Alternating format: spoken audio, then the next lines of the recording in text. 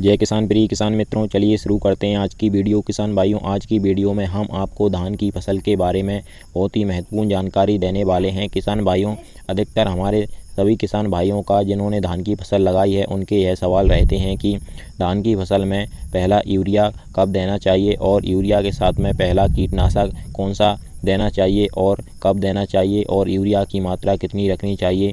तो इन सभी सवालों के जवाब वीडियो में हम आपको अच्छी तरीके से देंगे और पूरी जानकारी बताएंगे। उससे पहले किसान भाइयों, हमारा आपसे निवेदन है, अगर आपने अभी तक हमारे चैनल को सब्सक्राइब नहीं किया है तो इसी प्रकार की आपसे और आपकी सभी फसलों से जुड़ी सही और समय पर जानकारी आपको मिलती रहे, इसके लिए आप हमारे चैनल को सब्सक्राइब कर लीजिए, वीडियो को लाइक कर दीजिए और ज़्यादा से ज़्यादा हमारे सभी किसान भाइयों के साथ शेयर भी करिएगा। किसान भाइयों, धान की फसल में आपको पहला कीटनाशक और पहला यूरिया धान की फसल के रोपाई के 10 से 20 दिन के अंदर आपको देना चाहिए। यानी किसान भाइयों, आपको 10 पे जब आपने रोपाई की है उसके बाद में 10 दिन हो जाएं आपकी रोपाई को, तब आपको किसान भाइयों 10 से 20 दिन के बीच में आप कभी भी यूरिया और कीटनाशक का प्रयोग अपनी धान की फसल में कर सकते हैं। यह बिल्कुल सही समय होता है धान की फसल में पहला यूरिया और पहला कीटनाशक डालने का। और किसान भाइयों, अब हम आपको यूरिया की मात्रा ही बता देते हैं कि आपको प्रति 1 एकड़ में कितना यूरिया डालना चाहिए। तो किसान भाइयों, 1 एकड़ के लिए आपको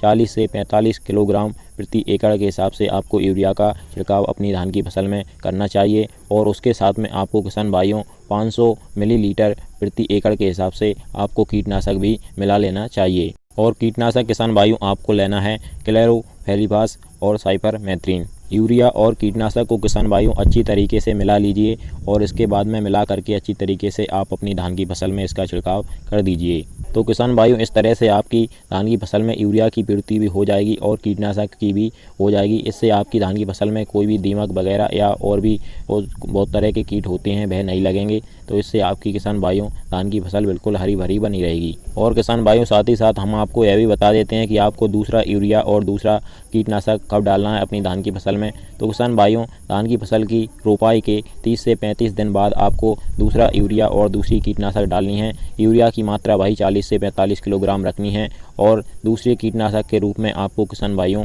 रेजेंट का अल्ट्रा ले सकते हैं, 6 किलोग्राम प्रति एकड़ के हिसाब से आपको यह डाल देना है। और वरदान 4G भी ले सकते हैं किसान भाइयों, 5 किलोग्राम प्रति एकड़ के हिसाब से आपको यह डाल देना है। और इनके अलावा किसान भाइयों, आप सिजेंटा के बटेको का भी इस्तेमाल कर सकते हैं 3 किलोग्राम प्रति एकड़ के हिसाब से।